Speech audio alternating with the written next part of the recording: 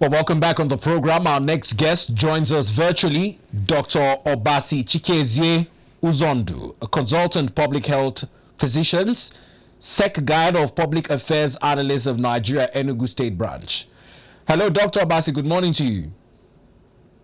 Morning. Well, thanks for joining us on the program this morning. Without further ado, let's get your reactions to some stories making the rounds in the news this morning. And it's particularly off the back of the 99th NEC meeting of the People's Democratic Party, PDP. It almost seems as though the crisis is lingering as the NEC failed to ratify its position of National Secretary. While INEC recognizes Anyanwu, their oppositions calling for Ude Okoye. The Southeast caucus of the party is also threatening to exit the party over its failure to rectify this decision. What are your thoughts on this? Okay, first, when issues go legal, the right thing and every citizen will do is to, become abide by the legal proceedings. I think this matter had actually gone up to the Supreme Court, and it might be difficult unless it is solved politically. Anyanwu assuming before the Supreme Court, and what INEC upheld is the Supreme Court judgment. It might be a little bit difficult for Anyanwu to just get out to remove Anyanwu there, except if it is dialogue politically. I don't think it might be pressured out, because the more you go against the court, the more you might have more problems for PDP. So I think again, on the other side, Anyanwu belongs to the Southeast caucus of PDP, if we have anything like that. Anyanwu is from Imo State, so I can tell you for sure, without any fear of contradiction, that if you divide PDP members across the geopolitical zones in Nigeria, Anyanwu will be counted as a member of Southeast caucus. However, it should be noted that probably most of the people in the Southeast today of PDP extraction may not have been, may not have liked him politically. And because you contested for Google election in Imo State. So we understand that. But now that we have a legal issue that has been settled at the Supreme Court level, I think the parties should first look at that court judgment and find a way of resolving it politically. Because any attempt to muzzle Anyanwu out would be an attempt to, prolong the issue of PDP. And I must tell you clearly that Udoke is my brother. I'm from Ogun, so Udoke is my brother. So it's not as if I'm saying things that may not really be to his benefit. But realistically, here, like a public affairs analyst, which I am, you must be able to be guided by what is obvious and what is realistic. So I think the truth remains that first the legal angle has to be, trashed up clearly. And then political solution comes up. Politics is a give and take issue. What are you giving in lieu of, Anyanwu stepping out of that position, if legally speaking is the authentic PDP stride? So what are you giving legally speaking? And if you want to muzzle it out, it may not be the best. Now, on the issue of threats to remove to PDP, PDP Southeast persons, members of PDP exiting PDP en masse, I must tell you, it is not all that easy. And for some of us, we might not really like that. A situation where every other party in the federation, every other, tries to collapse into APC, it will not do Nigeria any good. So I don't think that's the best option. I believe when the trouble is in the house, the owners of the party should sit down and work it out. I must commend the likes of Ekweremadu, the likes of Nyesom Wike, those that stood firm from 2015 to 2023 to say that PDP remain. We are not interested in who becomes their candidate or who wins the next election, government that wins next election. But when you are practicing multi-party democracy, you need to see at least two strong opposition, two strong political parties. And in this case, we are seeing PDP as haven't gotten the energy, haven't gotten the finesse, haven't gotten the what it takes across the federation. And we don't want it to extinguish in Southeast. Secondly, we know clearly that Southeast since 1999 had been, behind PDP, making sure that PDP supported PDP. I can tell you that beyond no other party in Nigeria has provided national human resources like PDP has done for Southeast. You can name today, we can count at least 4 to 5 Senate presidents that have come from there. We saw the likes of Vike Puramado. We saw a whole lot of them, governors of PDP extraction, including my own beautiful governor from Enugu State today. He's a PDP product. So I don't think, no matter how the situation, we don't need to see that party die. We believe that PDP should remain, continue to muster opposition. They should look up to AMPP and APC. About 2007, when PDP controlled 31 states across the federation, it was as if other political parties were nowhere to be found. But they looked at themselves, reinvented themselves, coalesced by 2013, formed a big party, APC, and moved on. But for me, I think PDP has what it takes, to relaunch herself back into the national, and even the current Senate president was a PDP product. So you can see, for me, I don't think it would be the best to see that party go down. I believe that with dialogue, I believe that understanding, I believe that give and take, building trust, because if you really look at what transpired, in the, even with Saraki-led, committee, we realized clearly that some aggrieved persons in PDP are still talking about the issue of trust. So I think PDP should go back, look at itself, and see how it can reinvent itself. I don't believe that walking away from PDP is the best. That's my own take. Now, I don't know if you'd also tie this to the issue of the loyalty of Senator Samuel Anyanwu to the FCT Minister Barrister Nyesom Wike. Because listening to the fact-finding committee chaired by the Taraba State Governor, His Excellency Abu Kefas, who informed the PDP NEC that indeed INEC still recognizes Senator Anyanwu as the national scribe, there are still some party members who are keen on removing him because of this supposed loyalty to the FCT minister. How does this affect the working relationship?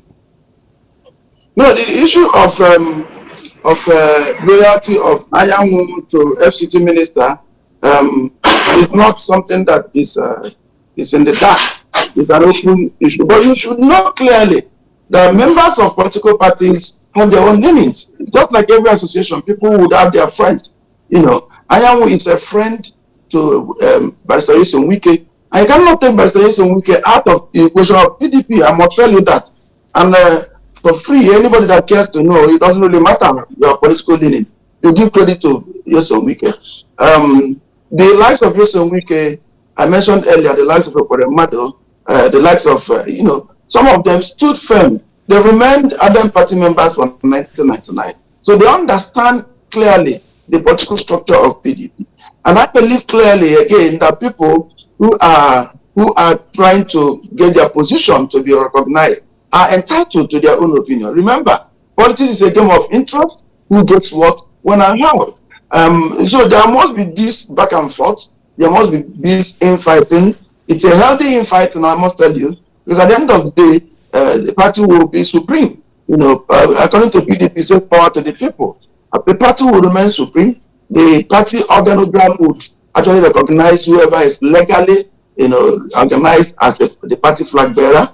So I believe that all these are people trying to, take their own positions in the party to better their interest. Yes, party is about interest. So I don't see anything wrong in it.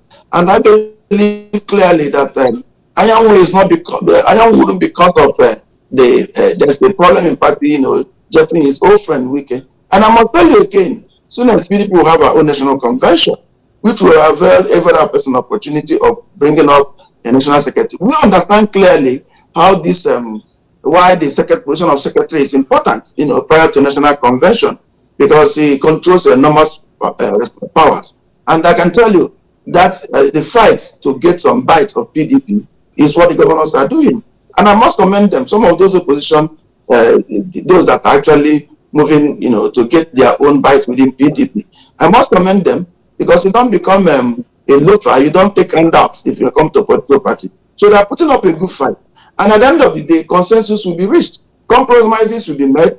Bridges will be, will be built. Alliances will be made. And then that's how party moves. So I believe that both parties are on each person is on his own. You don't just tell Wike to leave PDP Of course, he's an FCT minister today, and he's not denying in any way that he's not a member of APC. Yes, we can say that he might have a lot of, things to do with the president, but he has maintained severally that he's a PDP member. And if some of us understand clearly the presidential jab, when the president came to an occasion, I told him that he hoped he was going to win 2023 election in Abuja, 2027 election in Abuja, and everybody laughed. That will equally go for trust that, Wike is a PDP member. So for me, working for the president it's about that election. Hello? And he would be working for Mr. President in the election in the FCT come 2027. He has said it in several fora that 2027, that as far as he was concerned, that Mr. President was going to win. So he's not hiding it. And PDP as it is today, I must tell you politically, if I have to analyze PDP clearly, PDP may behave the way APP and AD behaved in 2007. By the time your presence is depleted, you might be struggling to have your presence at the state level. Remember, many of the PDP governors today are first-time governors. They may not have interest in going for the presidency, so they might not see that big fight. And again, Yosen Wike's own has a whole lot of issue, because he believes that the South must retain the presidency at least for one more tenure, which is 4 years at least before he moves over to the North. He believes that is the agreement signed by PDP. I equally believe that if you leave PDP today, some people who are bent on thwarting that particular agitation would hijack PDP. So everybody is trying as much as this some people you're using. This some people you're using. Let's put some names to the conversation, because taken from the words of the FCT minister, he called out Governor Seyi Makinde and Governor Peter Mba as the persons who are reneging on an agreement which he had with the party, and hence the reason why he did not attend the NEC meeting yesterday. Are these accusations founded? No, first of all, like what the PDP puts out, the whatever Seyi Makinde, Peter Mba and Wilson Wike reached as an agreement, they are just simply their gentleman agreements. Politics is dynamic. Politics is not static. It's not something you might play a game in the morning, by evening it changes. So maybe those other people have their own, understanding of what they want to do. But I can tell you, at the end of the day, it's going to gravitate. They will all come together. They will coalesce. Anybody telling me that Wike is going to follow with my own governor Peter Mba or Seyi Makinde, I'll tell the person today, perish that thought. At the end of the day, it's about interest. That's the simple truth. It's about interest. But politics, when you make a deal, one person is asking that the FCT minister be expelled from the party. Former Jigawa State Governor, His Excellency Sule Lamido, said he would not attend any further NEC meetings except the FCT minister and the former Benue State Governor, His Excellency Samuel Otom, are expelled from the party owing to his alleged anti-party involvement. Do you think that the PDP would be able to grant the former Jigawa State's request of expelling the FCT minister and former Governor Otom? Again, history will be kind to us if we put our mind back in 2015. If we must expel Yosen Wike, I'm not an advocate of Yosen Wike, but if we must expel Yosen Wike, we should go back in history and expel Sule Lamido first. What was his role in PDP 2015 re-election? Was he a faithful party member? Was he not the same person that was not able to campaign for PDP in his state in 2015? What was his role? So let them just keep calm. It is just because their interest is not aligning today. They played the same game in 2015. Let's expose the whole thing how it is. If there's any person that will be expelled for anti-party activities, it's Sule Lamido should be number one, because we should go back and get what led PDP to where PDP is today. He was among those. And I can tell you, they should get Bello Jonathan and ask him what Sule Lamido did. Bello Jonathan till today is a PDP member. So you shouldn't come here today to pontificate. If you must go to equity, you must come with clearance. That's the simple truth. So for me, it is the situation in PDP today, they all aggravated the matter.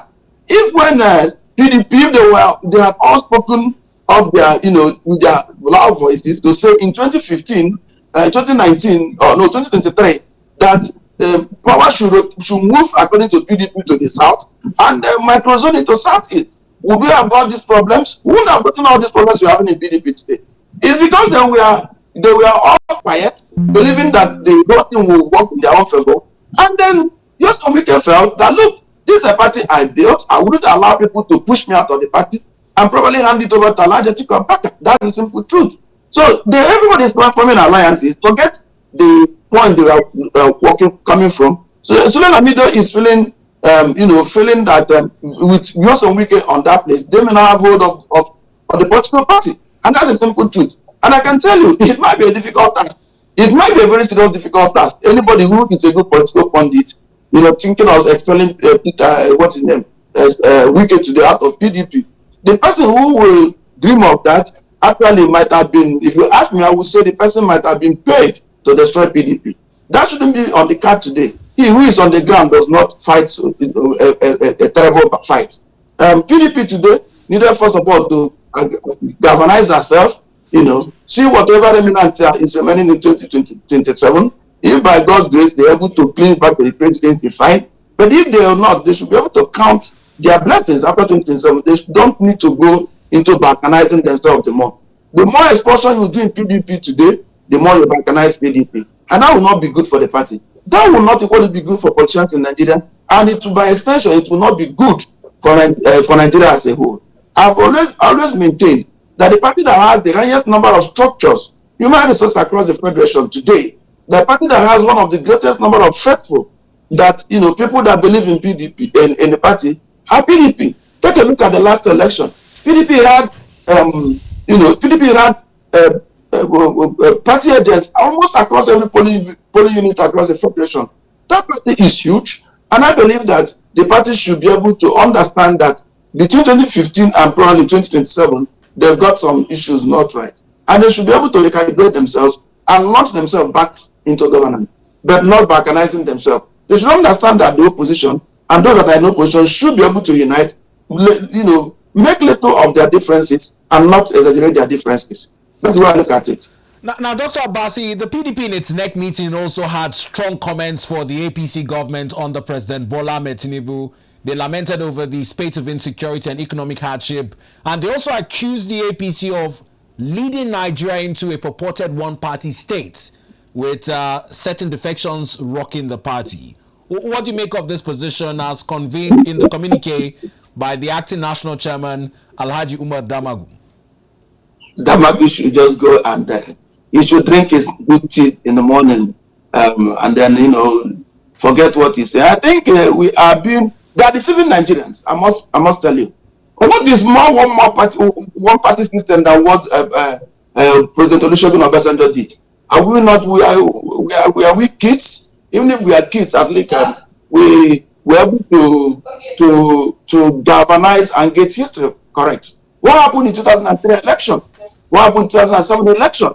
We saw PDP cruising home with 31 states, and even after the 31 states, the remaining states, one belonged to the then AD, if you remember, Lagos State. Is it AD or AC of Lagos State? And the other was of ABGA in Anambra State. So out of the 36 states, the main opposition party had just about 2 or 3 states. So what is one more party system than that? So PDP had patented, and Nigeria didn't go into one party. So people should spare me of all those shouts of one party system. I don't believe that because APC, other governors are defecting, the APC, Nigeria will go to one party system. Listen to what you may know of Cross River said clearly. We might have said that even if they are moving to APC, that they will not allow people to take over what is remaining in PDP. So, which means he is having an umbrella one side, covering himself, and then sweeping with the broom to get where he will lie down. That's what he has. That's the way I look at it. He has a place that is dirty, and then the rain is about falling, or the sun is too high. So he has an umbrella to cover himself, and has a broom to clean on the environment just so he can lie very well. So telling you that the two parties are still intact. It's only unfortunately we have gotten politicians that run the two political parties at the same time. So the issue of one party system, PDP should actually look into themselves and not pontificate. On the issue of of throwing accusation fingers on the APC. While I must condemn the two political parties, because anybody who is condemning APC should equally be able to condemn PDP. PDP got Nigeria from 1999 to 2015, 16 years of rule. What did we get? We kept getting, a gradual, step-by-step, downward slope in our economy and our socio-economic indices. PDP didn't take much actions to stem the tide. And then what do we have today? We have members of PDP majority of members of PDP by 1999 that have actually gone into APC. So are we talking about different people? No. Would we have an ideological difference? No. So what we see today is that PDP is equally APC. But beyond that, let's look at what actually happened here. Nigeria is a federating nation. Nigeria has a state government to a reasonable extent is autonomous, to itself. Now, can we begin to look at these states and hold them accountable? This state governor is supposed to create jobs. This state governor is supposed to make the people within the environment to live well. This state governor is supposed to grant not just full autonomy, but to enhance local government system to function. So it means that the development of Nigeria is based basically on this at the state level. Now let's begin to look at what are socio-economic indices. Now look at human population.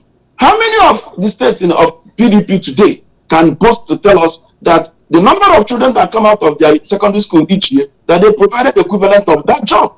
Let's look at it critically, because that's where somebody could tell me the statistics you can use in creating job. If you don't have any, even if you don't have national population census, you can say the number of people getting into job market each year and number of children that you get straight, plus or minus 20% variation of those that are dropouts. Can any of the PDP state governors today boast to say that in the last so and so number of years, that each year I have added so and so number of jobs to the labor market in my state, to show that they've been doing something significantly different from what APC governors are doing? I'm not speaking for APC governors, but for us, for us, the cerebral mind, we should be able to critically analyze this. All you have at federal government level is an aggregate of what we got at the 724 local government area, 36 states, and then one federation. So if you have actually created jobs enough to take care of children that came out of JS3 from your state each year, then if every state has done that, Nigeria would have created jobs for everybody that had, JS3 facility, the number of population of going into labor market. That's number one. Let's look at insecurity. Can PDP tell us today that the insecurity is disproportionately affecting only APC states? Now, PDP was there in 2003, 2007 when Boko Haram started. PDP was there when Sharia law started that nearly threw Nigeria into chaos. What did the PDP do? It was the PDP president, under the PDP president, Omar Musa Yar'Adua, for blessed memory, that we saw Boko Haram leader Yusuf, murdered, and then we saw the exacerbation of insecurity. Point to the extent that in 2015 we had to postpone our election by 6 weeks. So what are they going to tell us? The issue is very simple. Nigerian politicians as a whole has failed in all strata, to making Nigeria better. Can any of them today tell us that they have the population data of their state? It worries me and it baffles me when they pontificate, when they mount and begin to cast aspersion, making Nigerians feel that the presidency has the omnibus, opportunity of changing the narrative. They were there for 16 years. I don't know. If you look at me clearly, I've been talking about the state. Can PDP state governors today tell us that if you go to their local government areas, that they fact their local government chairmen working as autonomous entities? Can they tell us the development that is coming up on there? Can they tell us the security that is going on at their levels of their states? Or are they not receiving security goods? I want to see those PDP states before they pontificate that are being disproportionately fired on APC states in Nigeria. I am not speaking for APC. I'm not defending APC because they've not done any better. Minus some few states like Lagos State, which we have seen is a people calling center of excellence, we believe. But we can tell you clearly that we have not seen a marked difference, with the, states we can see. We hear governors tell us they think like we are constructing roads. Constructing roads for how many number of persons? We are talking about human resources. You are having a population explosion of 233 million as of today. I mean, people should be able to think cerebrally and think, what are we going to be doing? So none of them is speaking like leaders across the world. They are not interested in putting the denominator, which is the population, in their various states, into play. They're only interested, all of them, in grasping power, grasping resources, and then telling us they are doing project 1, project 2. My brother, that has not developed any country, and that is not developing Nigeria, including the states given by PDP. Now, Dr. Obasi, you've raised a very salient point on the state sufficiency of states in Nigeria. Under the President Bola Ahmed Tinubu administration, post-subsidy, we're told that Nigeria has been able to save up to 18 trillion naira. This has been translated into increased FAC allocations, although some economics debate on the true value in terms of its dollar equivalent. But these resources have been paid into joint accounts of the state governors that they're supposed to trickle down development to the local government tier. Yet, much like you just analyzed, this lack of data to show improved quality of life in the individual states has also been tied to a lack of self-sufficiency and over-dependency on FAC and little or no improvements in the IGR of states in Nigeria. How do Nigerians, in keeping with accountability, hold their respective state governments to account for an improved quality of life? First, I think there is one point, one organization or one arm of government that is not being paid by government, and it's the fourth estate. The fourth estate is starting with the responsibility of educating Nigeria. Unfortunately, the fourth estate haven't been so proactive in talking to Nigerians, and that is where these governors and leaders actually hide behind. State governors will quickly point accusing finger to the federal government. But if you take a look at the money comes every month to each of the states, it's humongous. They have not tapped the potentials at the state level. So the first, I think, is you, the media men, we, the analysts, should be able to critically examine the role of our state governors and what each state does in her domain, and then reduce over concentration at the federal government level. I must tell you, if you understand the human rights violation going on across the states of the federation, these state governors, you might. If you understand the level of insecurity going on, if you understand the level of autocratic system of governance many of these governors display at their state level, you will be shocked. You will know that we have a lot of respect, for presidents. We should be able to respect the presidencies, across not just the president Tinubu, but other presidents. They've been better off humane in managing resources than we can, at the federal level than we even see at the state level. That is an argument for another day. However, I think social media influencers, so many of them are listening to us, should be able to begin to put touchlights at the state level. I wouldn't want to mention one of the popular social media young man who go by the name. I wouldn't mention his name because he didn't pay me. He didn't pay as an accusation. But assuming if we have people that hold agencies from government, the other day the young man had NAFDAC, and you could see how NAFDAC is trying to wrangle with what happened on the shower page. I think our social media influencers should begin to look at the state. So many of us begin to go back to local government area to begin to ask our local government chairman, I beg, what is happening with the money you are getting every month? Every month you make not less than 100 million naira. What do we have to say? Yesterday, across many states of the federation, we had Children's Day. How many state governments, how many state local government chairmen actually sat down with these kids to discuss with them? These are future generations we have. These are the hope of Nigeria in the future. But what can we say about them? So the issue is that we, those of us who are celebrants, should be able to enlighten others.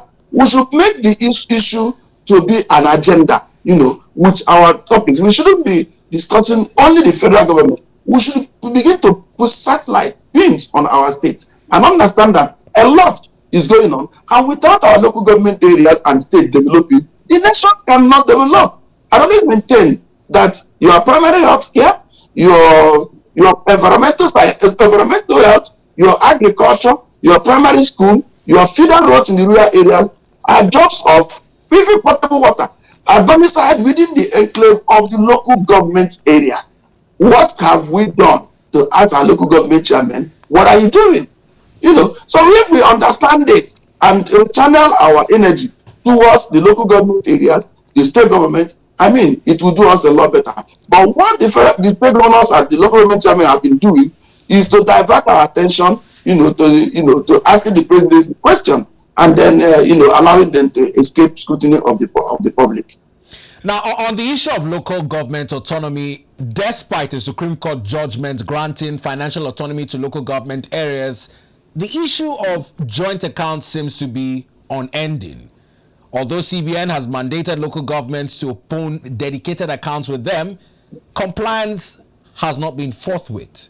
What are some of your opinions on how this can be resolved? I believe that NLC and Algon should be able to work that out. I mean, sometimes clearly that some of these things are being torpedoed by the state governors. We know that clearly. When we have this issue of debt allocation in Anambra State, for example, the House of Assembly went on to promulgate a law, mandating that debt allocation. And I laughed. You see, that was an affront. The Shemakinde of Oyo State actually make uncomplimentary remarks when that judgment came. Yes, you can actually argue that in true federalism, that the state should be able to create local government area. I agree with that person, but I keep asking who defined the true federalism. I mean, the scholars of government should be able to let me know that. Who defined the true federalism? What yardstick do you use? That person you call true federalism looked at himself and said, this is what is good for us, and began to spread it across the world as true federalism. So you look at yourself. Our governors across the federation since 1999 have not allowed local government to breathe financially. And that's the problem. Now, I don't believe that someone as the local government chairman are idiots. No, I don't believe that. I believe that if you give them their money, they should be able to invest. And the one thing I know clearly, if they don't know anything to do, they have access to agriculture. They could actually handle our insecurity better than what we are doing today. Insecurity of Nigeria today is local, and it cannot be done by using only kinetic force. There must be element of people getting employment, getting daily income to have some solution to insecurity. So I believe that NLC, TUC, labor union, and then the Algon chairman should be able to engage lawyers, should be able to engage social media influencers to begin to call out these governors, to begin to call out the House of Assembly members that torpedoed the autonomy of local government area in their states, to begin to call out the presidency. If you don't have it, people should go to court and get that no local government area should get that money, but without getting your professional account opened up, so that we can understand where we're having a problem. Especially whereby you keep shouting joint allocation, keep having joint projects to be done with the state, with the local government area, but the state governments are dictating the whole pace. It's not right. If you go across the federation beyond end of the month when allocation is being awaited, you see that most of our local government area are places of ghost workers. Unless the local government chairman comes around, nothing active is happening there.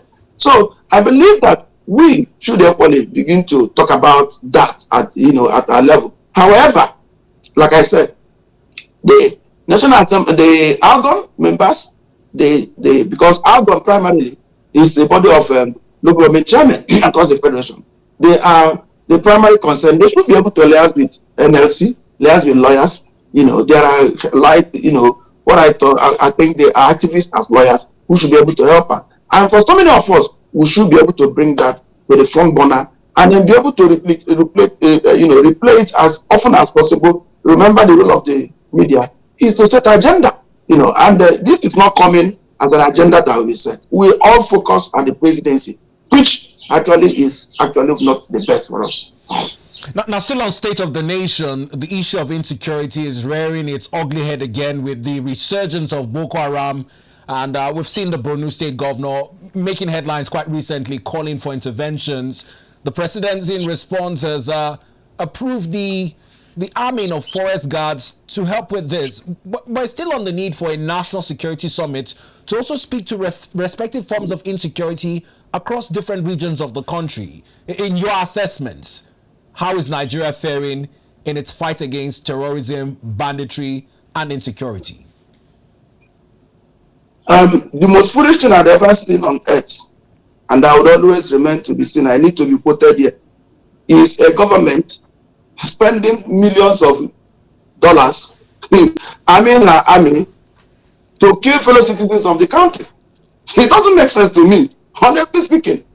Whether we call the Boko Haram criminals or so on, it is the nation that most of the people that are involved in banditry, call them kidnapping, call them agitators, separatist movement, militants, they are Nigerians. And for some of us, Nigeria has failed them, and that's why they became unpatriotic to the nation. So that's the first thing. So for me, let's calibrate this very clearly. You buy ammunition, send your military men to kill and maim the citizens of the Federation who are criminals. That's good. We'll clap for the military. The remaining are bundled, brought to the court. You burden the legal process. You put them to prison, and then you ask us, who are the real citizens, you ask us to feed them in prison. My brother, is that not foolishness of the highest order? What have you ended up doing? So it's for a criminal, for somebody who does not have a means of livelihood, he will tell you it is even better that he is caught as a criminal and put in prison.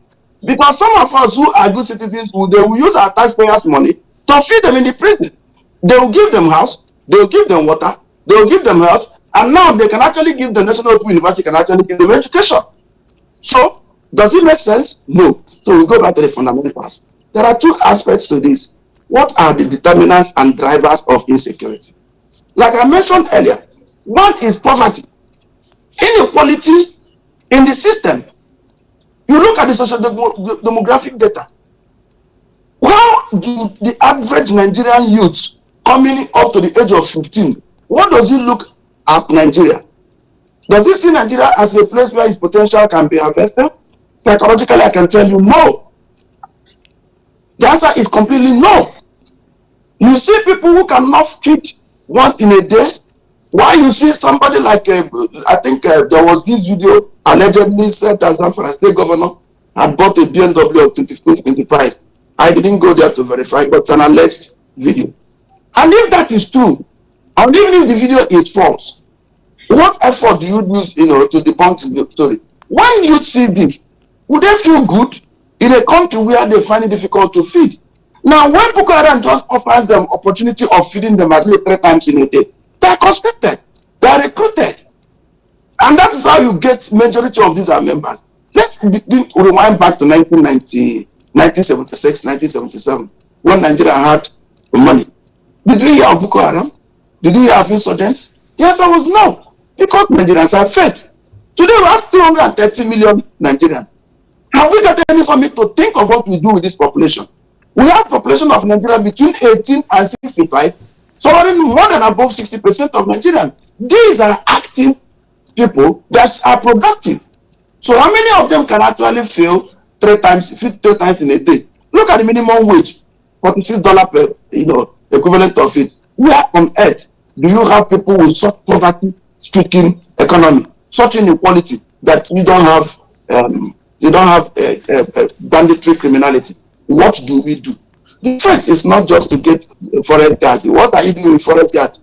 We're going to empower Nigerians to start guarding forests. Yes, it's a kinetic movement, because I said that every politics is local. The first is to trickle down governance down to the local level. Allow the local government system to work. Allow the children to feel the pulse of government. Allow the local government chairman to live in the local area. Allow productivity to start from the local government area. Begin to trickle down government to the local government, to the local area. And the people should be able to ventilate their anger. The local government chairman should live in the local government headquarters so that they will see what is happening. They will be able to sort out the problems firsthand. You don't tell me that local government chairman live in the state capital, or the governors live in Abuja, like we know some of the governors do, and you tell me they solve problem at the state or the local government level. So the first is employing. Why you put on your kinetic movement, which is forest guard, police, and so on. You make sure that you employ the non-kinetic movement, which will go down and permeate every local government area. A new system of governance should be sustained. Nigerians should be able to have the real hope. Nigerians should be able to see the leaders do what they are saying and not talk the work. Now, but Nigerians should be able to see a president walk the talk.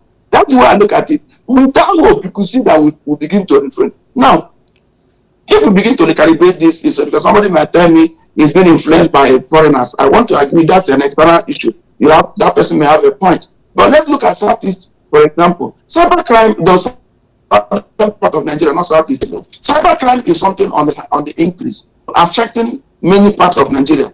I mean, why do we have cyber criminals? Simple. The youth who are doing cybercrime, most of them are graduates. Many of them are university graduates, some of them undergraduates. They are cerebral. And they are harvesting the potentials in them. They are harnessing it in criminality. So why don't the government begin to talk about what India did?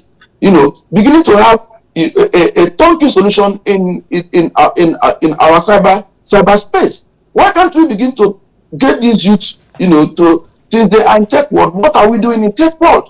These are issues. That's where the world is going. All we are interested is we make purchases, sell the money, and then turn around to buy guns and bullets to give our military officers. I mean, Nigerian army is worried. I must tell you that, and it is difficult to continue doing the same thing over and over and expect different results. Kinetic movement cannot stop the insurgency in Nigeria. If anybody tells us that kinetic movement stops insurgency in Nigeria, is lying.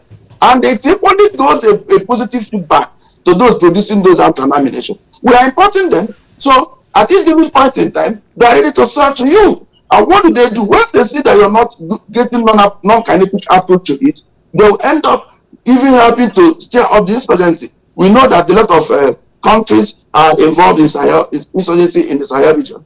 I mean, we know that clearly. But it's because we are patronizing them. I've not talked about the economic activities, criminality, illegal mining that goes on that actually enhance this criminality. But I think the government enforcing it only through kinetic movement is not going to solve the problem. The non-kinetic approach is what has developed nations across the Federation. America didn't just get up to muzzle people into, being an industrialized country. America had a systematic way of bringing people to go into education, tap their resources, and make them become better citizens of America. The same is happening to India. We saw China doing that, trying to bring the best out of their population and not trying to kill them. That is not the way. If we like, the more we keep on buying arms and ammunition, the more we deplete our reserves, the more we create, rent-seeking behavior in the system, and the more we create corruption among security agents. This will continue to do a spiral effect. It will not sort out our problems. Now, Dr. Obasi, well said on the issue of corruption in Nigeria's anti-graft efforts. Yesterday in Abuja, there was a summit on asset recovery where the Attorney General of the Federation and Minister of Justice, Prince Lateef Fagbemi SAN, declared that Nigeria, in her efforts to recover assets, cited the recovery from the former CBN Governor Godwin Emefiele to include 248 billion naira and $105 million as part of his recoveries recorded in the year 2024. In your assessment of our anti-graft agencies, to include the ICPC as well, is this commendable? And how do Nigerians ensure that this recovery is translated into meaningful projects for the Nigerian people? Let me not be a prophet of the doom, but I'm laughing when I heard that they are to resell, the 774. I said, wow, resell to who? To the same people that have been doing, have been holding Nigeria hostage. The same allies of MFLA and so on, who they allegedly recovered the loot from. Unfortunately, EFCC, we've seen their own good side, we've seen their bad side. They recovered a lot of loots. But what eventually happened to those loots? That's a big question. Are these money transparently utilized? Let me tell you one thing I said. If I happen to advise Mr. President, if you have assets in the bank like your fund, I won't be interested in recovering that money from you. Honestly speaking, I have no business recovering that money from you. You know what I will do to you? I'll tell you, see, we'll map out a project, an infrastructure. This money you looted, we have seen it in the bank. What you do is that we'll make sure we oversee you use this same money to build this public infrastructure. So even if it requires you standing there for years, you watch you do that. That's number one. Then number two, I wonder why death penalty should not be exercised in Nigeria.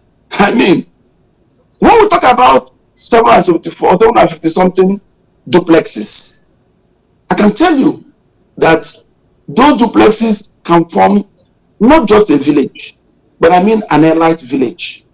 And you are saying that one person, this particular thing, is traced to one person.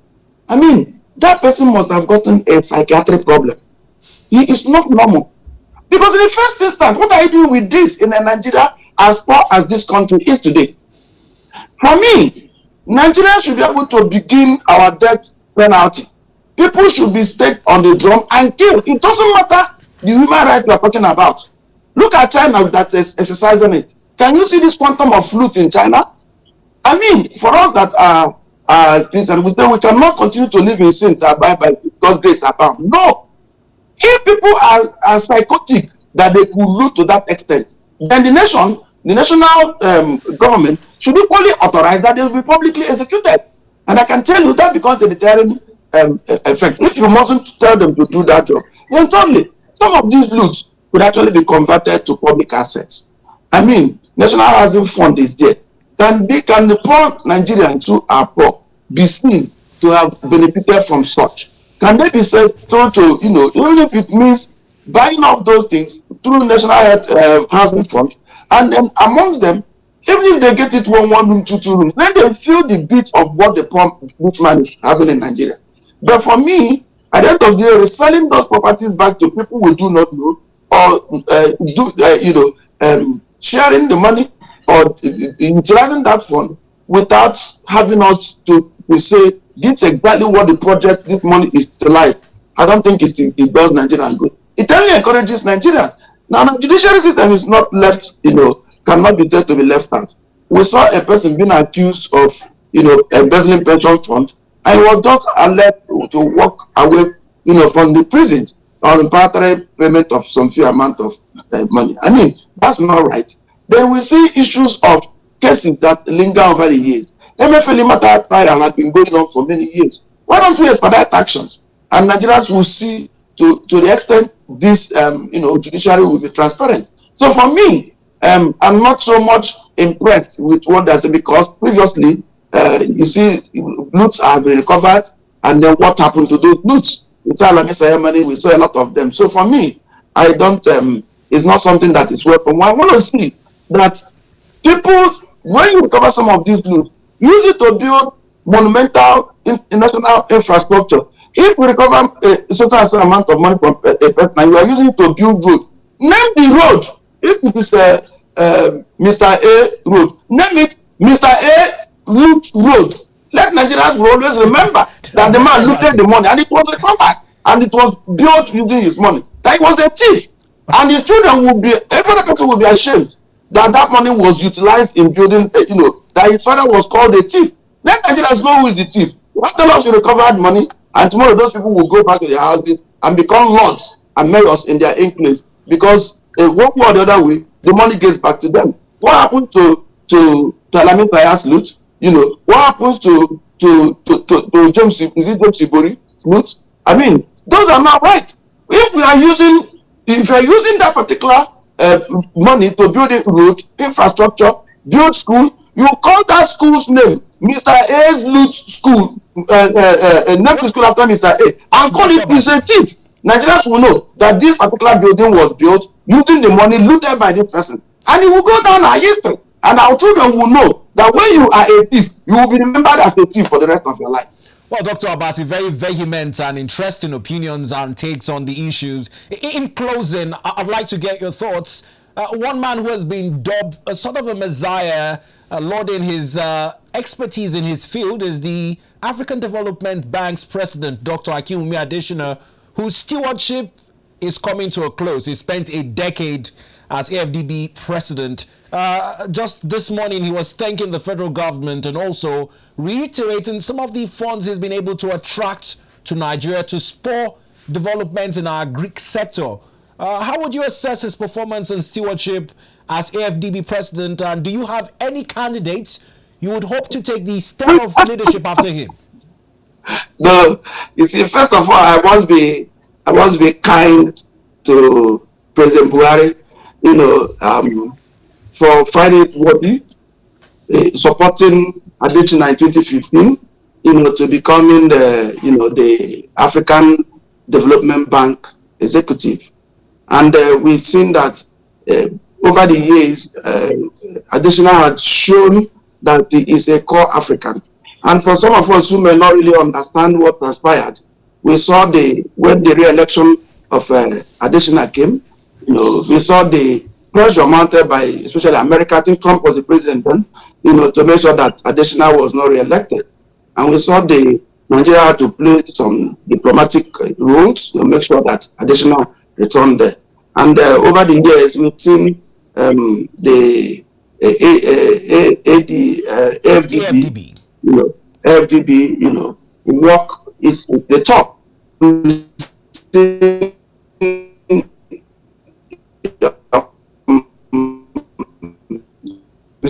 see some of the things done, mega projects in Africa.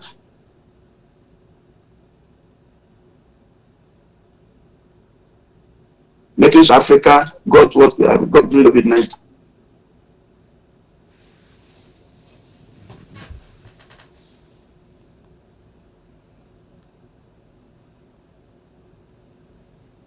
Hello, Dr. Obasa.